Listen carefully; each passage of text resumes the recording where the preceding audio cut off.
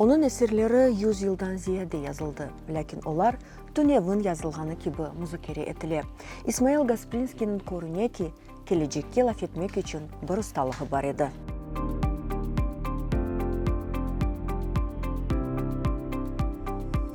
На сегодняшний день об Исмаиле Гаспринском сказано много, но тем не менее остается очень много, достаточно белых таких пятен, как в его биографии, так и в его деятельности. Как, например, в 1910 году он хотел добывать нефть в Бахчисарае. Он получил разрешение, он организовал компанию, там написано «Ширкет», организацию, и нужно было по 100 рублей туда взнос делать. Через банк это все, естественно, все официально, для того, чтобы закупить необходимое оборудование и добывать в Бахчисарае нефть. Еще, к примеру, изучая страницы газеты «Тарджиман», мы нашли еще один его псевдоним, который называется Карт Сухта, старый студент, да, или там возрастной студент.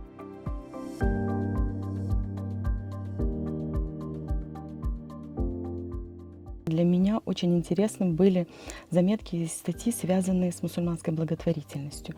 Именно во времена Исмаила Гаспринского произошел расцвет создания мусульманских благотворительных обществ, так как такое явление ранее, как организации в мусульманской среде были не распространены. И благодаря призыву Исмаила Гаспринского по территории всей России начали возникать мусульманские благотворительные общества. Во всех этих мусульманских благотворительных обществах Исмаил Гаспринский был почетным членом. Для меня открытие, что Исмаил Гаспринский может считаться на сегодняшний день не только талантливым публицистом, журналистом, педагогом, но и как филантроп.